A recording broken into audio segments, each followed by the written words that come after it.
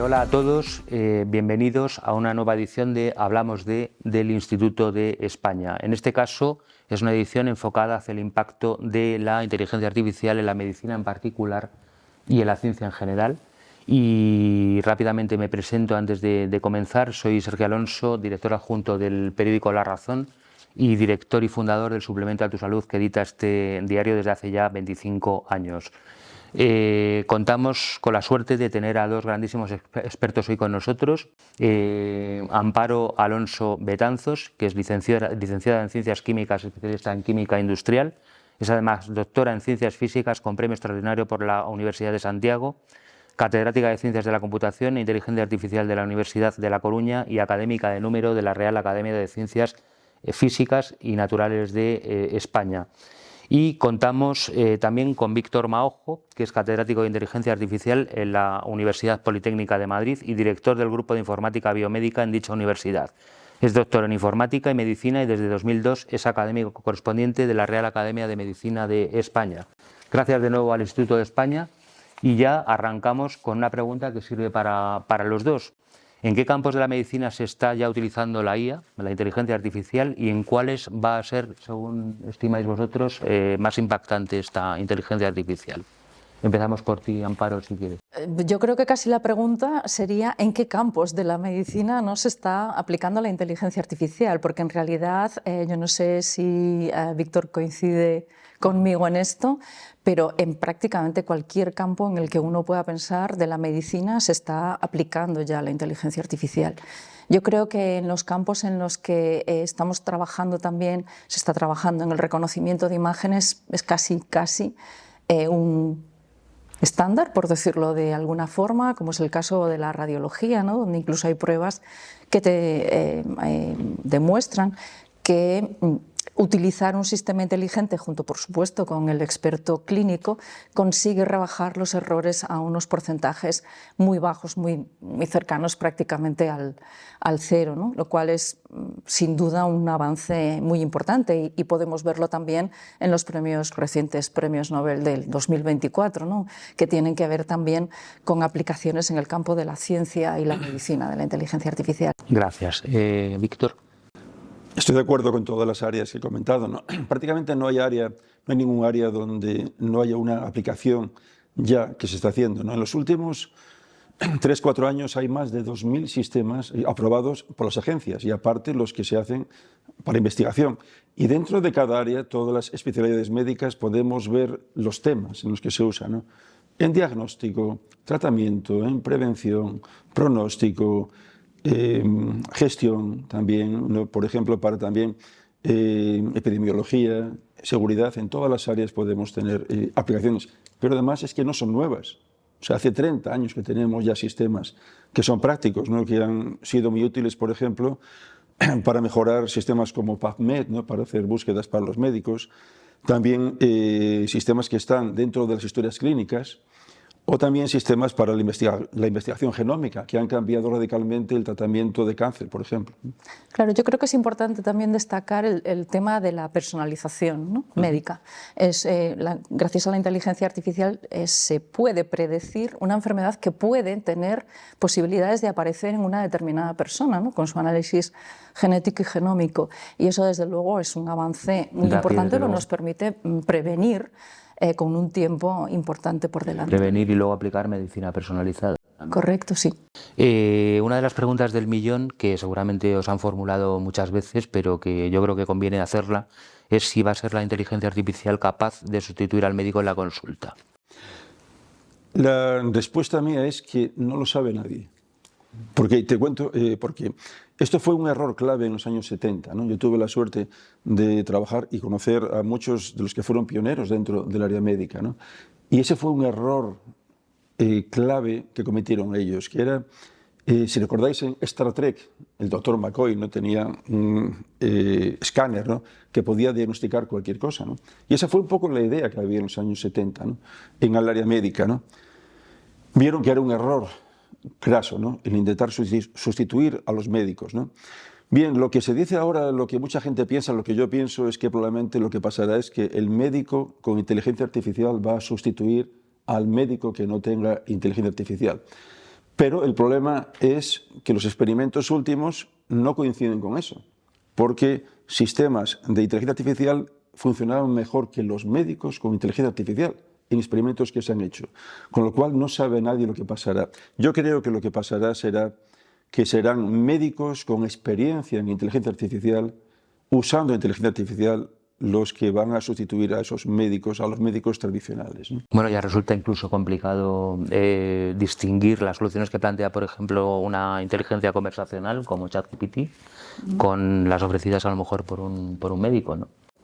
A ver, yo creo, un poco ahondando en lo que ha comentado Víctor, que lo que tenemos que gestionar también no solamente es el desarrollo de la inteligencia artificial para hacerlo complementario o digamos, para ser un apoyo al profesional médico, sino que también tenemos que gestionar al profesional médico. La gestión del talento es mucho más lenta porque necesitamos un proceso de educación también en la profesión, y yo creo que eso también tendrá que venir para este escenario que tú dices, donde haya una mayor simbiosis en el uso de la inteligencia artificial por parte del profesional. ¿Y puede servir incluso la inteligencia artificial para eliminar tareas, por ejemplo, burocráticas que tiene que soportar el médico ahora mismo, para que él pueda dedicarse a lo que es la atención al paciente? Yo creo que sí, ¿no? Tenemos que, en mi opinión, sería muy importante derivar hacia ese médico con más calidad en la relación paciente-médico, ¿no? Que nos permita pues, más tiempo de calidad con los pacientes, que es algo que debido, bueno, pues que estamos un poco perdiendo, ¿no? Mira, sobre ese tema, muchos pensaban y muchos piensan que durante 20 años el problema número uno de la informática médica no era crear una nueva tecnología, sino cómo hacer que la relación médico-paciente con el ordenador en el medio fuese amigable para ambos. Lo que estaba pasando es que se enfadaban ambos, los pacientes porque pensaban que no les hacían caso y luego los médicos porque tenían que estar tecleando, ¿no? Eso probablemente cambie en los próximos tiempos, no ahora. Yo lo que veo ahora es que va a haber, lo que se llama el hype, ¿no? Una exageración tal vez de lo que ahora mismo, de las posibilidades que pueda haber, pero no tiene remedio. En 10 años esto cambiará de una manera radical y muchos piensan que va a ser una revolución absoluta comparable a muchas que hubo antes, ¿no? Entonces, en esta relación médico-paciente, sistemas, los escribas, ¿no? Que toman la conversación que se hace entre el médico y los pacientes y la graban, recopilan los datos clave y lo incorporan a la historia clínica a base clave. Ahora mismo el problema es que los médicos tienen que revisarlo con cuidado, con lo cual puede haber problemas en unos años, pero yo creo que no tiene vuelta atrás. En unos años va a ser una revolución que modificará radicalmente la relación médico-paciente. ¿Y podrá diagnosticar la IA con una precisión? Claro. Yo creo, bueno, tal como está la legislación europea, la inteligencia artificial podrá sugerir un diagnóstico que un profesional tiene que revisar, que eso también es importante, ¿no? Mirar la parte de la regulación, porque también tendremos que ir avanzando en estos sentidos de pues, atribución de responsabilidad, pues la revisión humana, etc. Pero yo coincido también en que estamos en un camino que no tiene vuelta atrás y además que es un camino muy potente y yo creo que nos vamos a beneficiar mucho en general la humanidad del uso de la inteligencia. ¿Corre peligro la profesión médica? No. No. Esperanzador. Bueno, ya, como te comentaba, es algo que se ha dicho desde hace años, ¿no? O sea, no es una cosa nueva, una idea.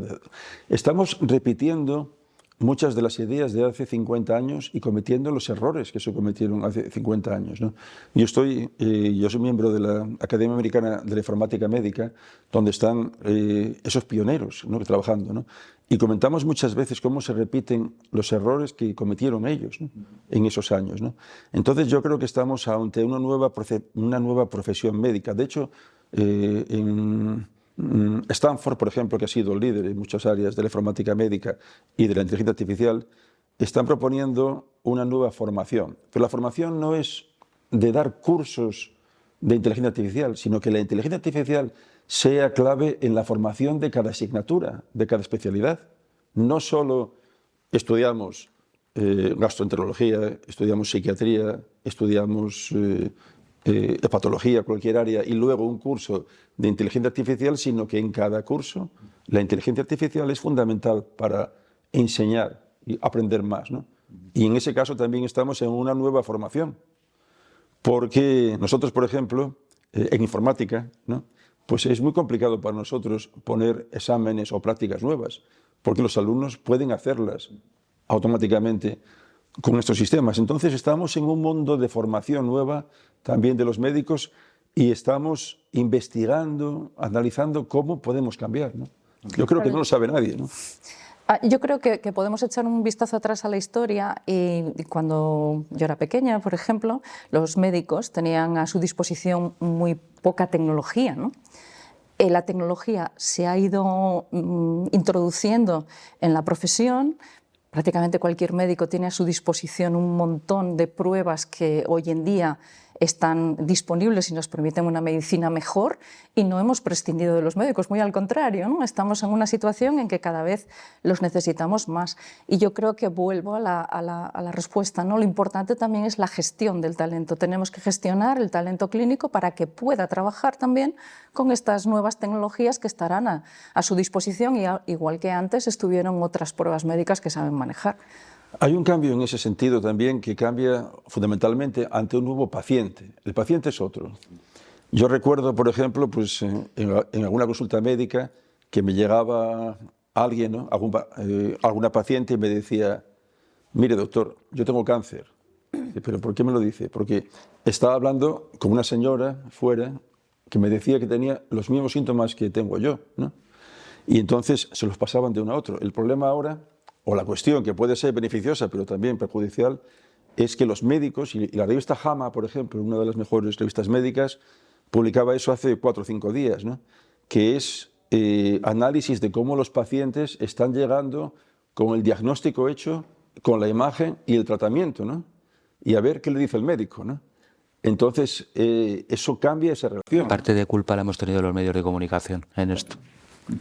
Bueno, hemos sufrido hace 5 años una crisis muy fuerte en todo el planeta, que es la crisis de la COVID, y aquí la pregunta es si la inteligencia artificial sería capaz de evitar una crisis parecida, es decir, de anticiparse de alguna manera a una pandemia para manejarla mejor. Bueno, en realidad hubo una herramienta canadiense, creo recordar, se llamaba Blue Dot, que fue capaz ya de predecir que había una situación anómala en la zona de Wuhan. Identificó una neumonía extraña y pudo predecir cómo se iba a expandir, estudiando pues, las noticias del periódico, bueno, cuáles eran los viajes, las líneas aéreas, más, etcétera, ¿no? ¿Qué pasa? Que eso lo hizo, creo recordar, pues unas semanas antes de que se declarase la pandemia. Yo creo que el problema ahí no solamente es la capacidad de la inteligencia artificial, sino que luego, durante la gestión de la pandemia, vimos que hubo otras cosas, ¿no? No hubo una reacción temprana en general, los políticos, a la situación, no se le prestó demasiada atención. El problema de los datos también lo vimos cuando empezamos a trabajar en la pandemia, no teníamos los datos que necesitábamos, datos homogeneizados o entre comunidades autónomas, por ejemplo, como ocurrió en España. Los datos no podían viajar entre países, lo que era también fundamental en una pandemia de este tipo, ¿no? Y también había otros problemas de gobernanza. Entonces yo creo que la inteligencia artificial puede predecir situaciones anómalas, no es magia, desde luego, y es algo que necesita de otras cuestiones que vienen pues, de la gobernanza de los datos, de la gobernanza de los países, de la necesidad de colaboración internacional, y todas esas cosas también van juntas porque el escenario internacional que tenemos también va a cambiar, ¿no?, con una inteligencia artificial disponible en... Bueno, es curioso, los intensivistas, por ejemplo, en Madrid, al principio de la pandemia, iban anotando en WhatsApp, iban contando los pacientes ingresados y entonces lo iban poniendo. Hospital X, pues 10 pacientes, otro 20, otro 30, era manual, digamos, la contabilidad. Por tanto, pues muy complicado que ninguna inteligencia artificial pueda actuar con esa forma de trabajar, que era la lógica, porque no había en ese momento herramienta para poder anticiparse a esto, ¿no? Bueno, sobre ese tema yo, comentando con médicos, por ejemplo, que trabajaban recopilando datos, me comentaron, mira, yo me pasé el tiempo de COVID rellenando fichas, ¿no? Entonces, no estábamos preparados. Esa es la cuestión, ¿no? Y luego también, bueno, pues hoy, por ejemplo, cuando hay algún caso de ébola, inmediatamente podemos verlo, porque hay redes que comunican eso. Hay redes que comunican si hay una resistencia a un antibiótico en Ámsterdam, ¿no? Y inmediatamente aquí sabemos, ¿no?, que puede pasar esto, ¿no? Pero también hay una cuestión política, ¿no?, como comentabas tú, ¿no? Y es que en el caso de China, por ejemplo, pues no ha habido una compartición de los datos, ¿no? Hoy mismo, por ejemplo, no han querido compartir los datos reales, ¿no? No sabemos, todavía no se puede saber si fue natural o si fue, bueno, que se salió a un laboratorio, ¿no? Entonces hay una cuestión política y el problema, entramos en los riesgos ahora también de la inteligencia artificial, que es posible prevenir una pandemia y es posible crear una pandemia. Depende de la intención de los países, ¿no? Y la inteligencia artificial puede tener un uso maravilloso, cambiar la medicina para bien, pero un uso horrible, que se anticipaba en los años 60 ya. O sea, gente como Norbert Wiener, padre de la cibernética, anticipaba que podía haber muchos riesgos de un mal uso, ¿no? Y bien, podemos estar en un mundo nuevo donde puede haber un mal uso, ¿no?, creando nuevos modificaciones de virus y de bacterias con malas intenciones. Inquietante. ¿Con una inteligencia artificial más desarrollada se hubieran podido evitar tantas muertes? A ver, yo creo que en ese momento era difícil hacerlo mejor, porque la inteligencia artificial que estábamos utilizando se nutría de datos y esos datos, como digo, no estaban disponibles ni preparados para lo que necesitábamos hacer. Durante la pandemia yo creo que sí que se utilizó la inteligencia artificial de forma muy positiva. Por ejemplo, pues éramos capaces de predecir los picos utilizando diversas fuentes, pero una de ellas eran, por ejemplo, las aguas residuales, ¿no?, de las ciudades. Podíamos predecir los picos de ocupación de los hospitales. Yo creo que deberíamos haber aprendido muas cosas, ¿no?, durante la pandemia. Había alguna universidad norteamericana que con bastante precisión decía anticipaba los muertos que iba a haber en las siguientes olas, ¿no? Y con una precisión, salvo en una ola que hubo algún fallo, pues lo que dijo se cumplió más o menos en todo el planeta, ¿eh? Tenemos que ver varias cosas también. Fue hace 5 años, ¿no? La IA generativa no estaba todavía, estaba surgiendo, ¿no?, los transformers, ¿no? La T de ChatGPT es un transformer, ¿no? Entonces surgía y era una inteligencia artificial un poco distinta a las posibilidades que tenemos hoy, ¿no? También, pero ya se hizo varias cosas. Por ejemplo, no habríamos podido crear vacunas tan rápidamente sin la capacidad de manejar los datos, ¿no?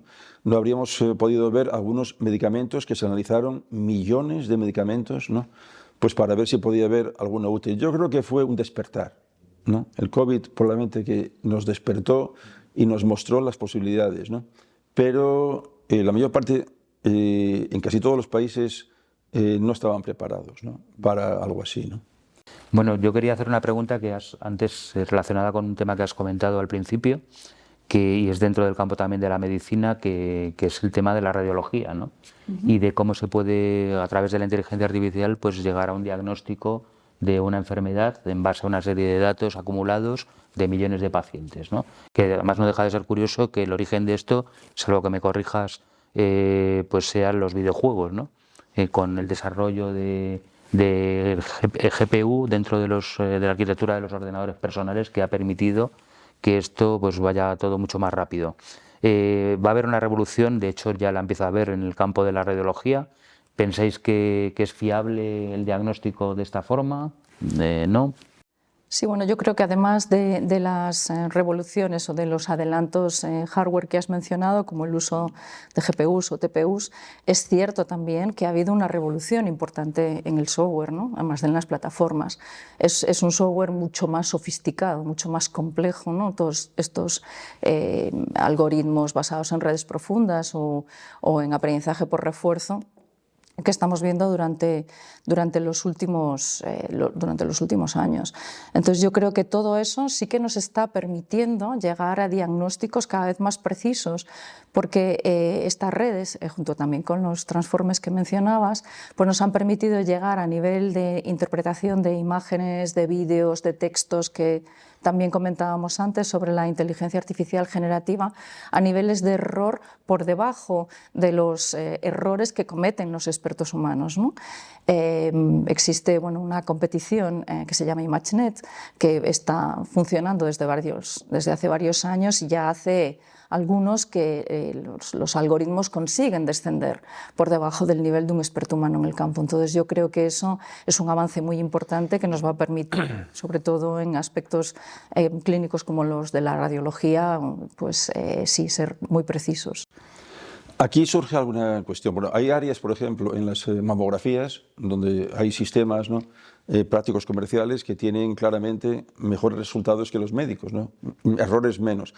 El problema es que los médicos somos especiales, entonces nos fiamos más de nuestros errores que los de una máquina, ¿no? Entonces, cuando una máquina, los errores son del 5%, bueno, es que de cada 100 casos pues fallan 5, ¿no? Y a lo mejor él falla 15 o falla 20, ¿no? Pero produce un caso, entonces produce una duda con esto, ¿no? Entonces ahí es clave lo que se llama la inteligencia artificial explicable, ¿no?, que es que los sistemas puedan dar una explicación de por qué llegan a una conclusión. Y aquí ya surge un problema muy serio, ¿no? Bueno, mucha gente piensa que las explicaciones de estos sistemas es un tema nuevo y viene desde los años 70, ¿no? Ya el primer sistema experto Amazing podía dar una explicación de por qué llegaba a una conclusión, ¿no?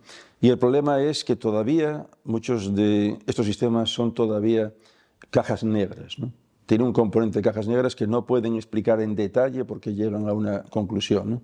Entonces, bueno, pues el médico tiene que tomar eso como ayuda, pero no como un acto, o sea, como no un diagnóstico final decisivo, ¿no? Tiene que darse cuenta y comprender que hay errores, ¿no? Y entonces tiene que comprender que no puede fiarse completamente de ello, ¿no? Aunque, como digo, los resultados ya sean bastante mejores que los de los médicos con los que se pueden comparar, ¿no? Y también hay áreas distintas, ¿no? Hay un riesgo que también yo creo que la gente no conoce o mucha gente no conoce, que es el del mal entrenamiento, ¿no?, de la inteligencia artificial, que puede dar lugar a errores luego muy gordos en el diagnóstico. ¿Esto es así o no? Bueno, es decir, la inteligencia artificial no es infalible. Si tú no metes los datos adecuados, no lo entrenas adecuadamente, o también el diseño del algoritmo no es el adecuado, pues puedes cometer errores, pero lo lógico es que comprobemos esos datos para que no haya sesgos, que comprobemos el algoritmo para que no haya sesgos y, de hecho, por ejemplo, en la Unión Europea, pues la regulación en principio nos protegería de estas situaciones, puesto que tenemos, y en toda Europa, unas agencias supervisoras de los algoritmos de inteligencia artificial que deberían dar un sello, digamos, de calidad, comprobando que efectivamente esos algoritmos no incidan en sesgos.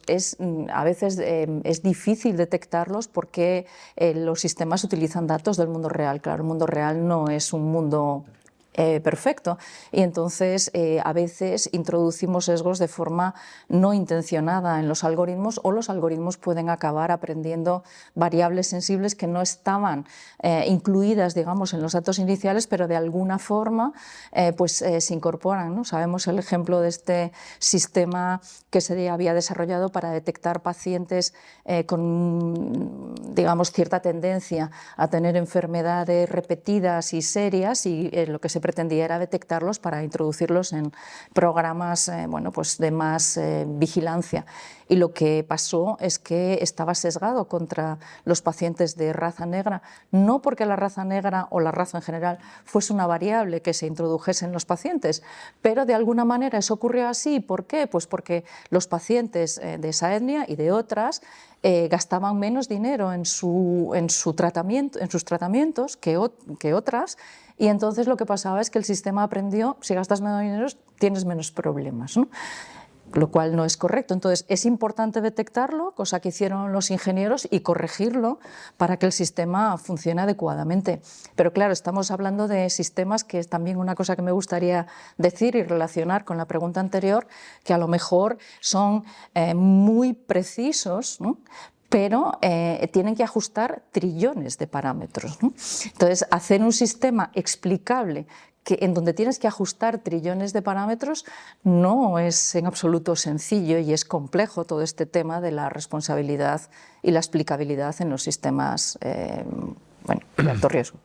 Estoy de acuerdo y completamente, ¿no?, con lo que he comentado ahora, ¿no?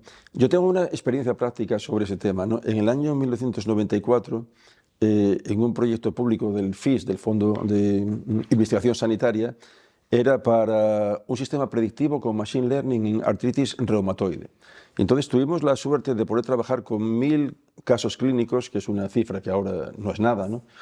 Pero tuvimos una médico residente médico que tenía que hacer su tesis doctoral y analizó las 1000 historias clínicas en papel, línea a línea. Y vimos que 2/3 de estos casos no eran válidos, o sea, porque había tantos errores. Y ahí surge la palabra que es la pesadilla de la inteligencia artificial en el área médica, que es la incertidumbre. La incertidumbre en la medicina está en todos los sitios, ¿no? Está en los datos, está en los protocolos que usan los médicos, en las diferencias de cada centro, diferencia de los pacientes que se usan en cada centro. Y hay variaciones, y hay una regla un tanto básica, que es que el sistema que se hace con los datos de un hospital no es válido automáticamente para otro, ¿no? Entonces hay que hacer evaluaciones multicéntricas que llevan tiempo. Yo trabajé en Georgia Tech en un sistema para imágenes de SPECT, que lo que pasó fue que llevó construirlo 2 años y evaluarlo 5 años. Hoy es imposible hacerlo, o sea, no hay ninguna empresa, ninguna compañía que pueda estar 5 años, ¿no? Pero el problema es que estos sistemas necesitan tener evaluaciones complejas, y eso ha sido el problema, por ejemplo, de un sistema fantástico como el Watson de IBM, que yo les dije en el año 2014 en San Francisco, que la evaluación creía que no era suficiente, porque nuestros temas tienen que ser muy largos, y lo habían hecho en poco tiempo. El sistema era magnífico, ¿no? Y me consta luego que pioneros de la inteligencia artificial les dijeron eso mismo, ¿no? Y es una lección, ¿no? Y a veces tenemos lecciones de hace años aprendidas y olvidadas, ¿no? Y una de ellas es esta, ¿no? Los datos son en general muy específicos de cada centro y hay que tener cuidado porque pueden no valer para otros centros. Vale, yo os pido una respuesta, por favor, muy rápida porque nos vamos de hora. Sí, yo solo quería añadir una cosita, y es que frente a este tipo de problemas también la inteligencia artificial ofrece otras soluciones, ¿no? Por ejemplo, el tema del entrenamiento federado, donde tú aprendes los datos de un nodo, de un centro, de un hospital, y luego puedes mejorar tu modelo uniendo los parámetros que no los datos, es decir, también respetamos la privacidad. Entonces, yo creo que también se está avanzando mucho en el desarrollo de la inteligencia artificial para confrontar estos problemas que se están mencionando. Una respuesta muy rápida. Conocemos los avances que está habiendo en el campo de la oncología, en el campo de la cardiología, bueno, en todas las áreas médicas. Vamos hacia una medicina personalizada, a la carta, en función de... Yo creo que sí, que vamos hacia esa medicina mucho más participativa por parte de los pacientes, mucho más preventiva, personalizada, predictiva. Creo que la inteligencia artificial y la medicina son un buen matrimonio que tiene mucho futuro por delante. Bueno, en este caso yo estuve trabajando en un estudio justamente sobre inteligencia artificial para la medicina personalizada, ¿no? Y trabajando para para la Fundación Instituto Roche. La cuestión que hay con esa es que vale para todas las áreas de la medicina y para personalizar, crear perfiles donde tengas el perfil genómico, las cuestiones clínicas, el análisis clínico y también la forma de vida, ¿no? De medio ambiente y demás. El problema es que va a ser más cara. Y ese es un problema, ¿no? Entonces hace falta dinero para ella. Vale, ¿puede acelerar ya en materia científica la inteligencia artificial descubrimientos de todo tipo, por ejemplo, al procesar los datos de manera mucho más rápida? Sí, de hecho ya lo está haciendo, ¿no? Hemos descubierto el desarrollo de un fármaco nuevo, y lo ha mencionado antes Víctor, durante la pandemia, o de nuevas vías de desarrollo de vacunas se hace de forma mucho más rápida. Si antes desarrollar un nuevo fármaco pues le llevaba a una compañía 7 u 8 años y era muy caro también debido a toda la necesidad de evaluación, pues hoy son capaces de descubrir nuevas direcciones pues en un tiempo más corto, 2 años. Lo que no, por ejemplo, ¿no? Lo que no implica que no sea necesario evaluar todos los caminos que puedes tener ahí. Creo que otra cosa también bastante importante es el reposicionamiento de fármacos, es decir, descubrir qué fármacos que ya tenemos pueden estar tratando otros fármacos o otras enfermedades, otras patologías. Y también todo el tema de resistencia, por ejemplo, a los antibióticos, que es una parte también muy importante en la que está colaborando la inteligencia. Te quería hacer una pregunta rápida. ¿Qué desafíos éticos y metodológicos plantea la IA para la ciencia en general? Yo creo que desafíos éticos plantea muchos, porque estamos hablando de temas que tienen que ver con la privacidad, con el uso bien intencionado, que se ha mencionado anteriormente, con la responsabilidad, con la explicabilidad también, con la sostenibilidad de todo esto, porque son algoritmos que consumen muchísima energía y tenemos la capacidad de disminuir la energía que utilizan. Los riesgos éticos son importantes y por eso yo creo que también es importante caminar con la regulación, aunque es obvio que la regulación va muy por detrás del desarrollo de la tecnología. Víctor, ¿qué son los inviernos de la IA? Para que la gente lo entienda. Bueno, son tiempos en los que ha habido dos áreas principales, ¿no?, que son el área simbólica y el área conexionista. Hablando de una forma práctica, el área de los conocimientos y el área de los datos, ¿no? Y entonces son tiempos en los que mucha gente habla que desapareció prácticamente la inteligencia artificial. No, lo que pasó fue que un área descendía y otro área crecía, ¿no? Entonces es lo que ha estado pasando, ¿no? Bien, ahora se habla y hay artículos recientes de que va a haber un tercero, ¿no?, ahora pronto, ¿no?, porque los sistemas no cumplirán con las expectativas que hay. Yo lo que creo es que lo que va a haber es lo que ha pasado con la industria de los coches, la industria de todo tipo, que unas empresas sobrevivirán y muchas no. El problema es que hay tanto dinero invertido que muchas empresas querrán recuperar ese dinero y hay un riesgo ético de que vendan o que saquen sistemas que no estén todavía preparados para su uso médico comercial. La única forma de poder ver algún sistema no es en el laboratorio, hablo del área médica, es en la práctica clínica. Y ese es un mundo diferente a cualquier otro área de la industria, de la banca, de las empresas, ¿no? Bueno, ya para concluir, una pregunta a los dos. ¿Va a estrechar la inteligencia artificial aún más la dependencia humana respecto a la tecnología? Todo desde un punto de vista científico. Es una pregunta complicada de contestar. Yo creo que sí que es verdad que cada vez dependemos más de la tecnología, pero también es verdad que podemos ser más eficientes y podemos ir mucho más al detalle porque la tecnología nos asiste en nuestras capacidades, ¿no? Tenemos ahí un recorrido, pero yo soy siempre positiva en estos campos. Yo creo que nos va a ayudar y está en nuestras manos que así sea. Víctor. Yo creo que va a ser increíble el cambio que va a haber para los científicos, ¿no?, científicos avanzados, y yo creo que va a ser increíble cómo, no sé si decir que los tontos van a ser más tontos, pero algo así, ¿no? O sea, hay ya estudios que prueban que los estudiantes que no tienen un nivel alto y están trabajando con sus sistemas y tienen un déficit cognitivo, van a comprender menos. Entonces tenemos que balancear esas dos cosas y ver, es un mundo nuevo, ¿no?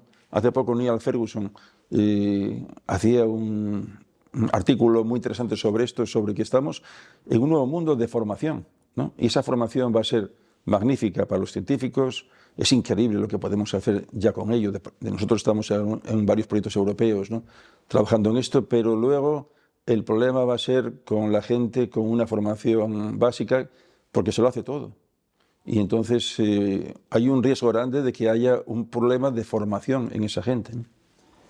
Bueno, yo creo que ya podemos concluir. Os doy las gracias, de verdad ha sido una lección magistral la que nos habéis aportado. Yo os voy a pedir que hagáis un último resumen de vuestra intervención a modo de conclusión y agradeceros desde luego el haber participado. Es un privilegio aprender de vosotros. Quizás que la inteligencia artificial es un instrumento muy poderoso, es una tecnología muy poderosa, pero está en nuestras manos controlarla. Y también es importante que entendamos que no solamente la tecnología tiene que ayudar, sino que hay otras áreas que hemos mencionado también, como es la gobernanza de datos, la gobernanza del tránsito de esos datos, la regulación, que son importantes. Es decir, tenemos que gestionar el talento, tenemos que tener un mayor nivel también de conocimiento como sociedad para saber críticamente qué queremos, qué esperamos y qué queremos tener de la inteligencia artificial. Un poco lo que comenté ya antes, ¿no? Que es que estamos viendo un mundo todavía de dudas, ¿no? Estamos muchas veces, hay expectativas demasiado altas ahora mismo de las herramientas que hay, que tienen limitaciones, tienen muchas, pero no tiene vuelta atrás. O sea, estamos ante una revolución en el área médica. Algunos comparan con las que hubo con otros temas, ¿no? Con los antibióticos, por ejemplo, y otras, ¿no? Y yo creo que esa revolución no tiene vuelta atrás, ¿no? Va a haber un cambio sustancial en todos los aspectos de la medicina, ¿no? Diagnóstico, tratamiento, prevención y demás, pero no todavía ahora. Tenemos que tener sin prisa, pero sin pausa. Bueno, reitero mi agradecimiento a los dos, ha sido un placer escucharos y gracias, por supuesto, al Instituto de España por fomentar este tipo de debates y bueno, alentar el conocimiento como lo está haciendo. O sea, de verdad, muchísimas gracias a ambos y al Instituto. Gracias. Nosotros.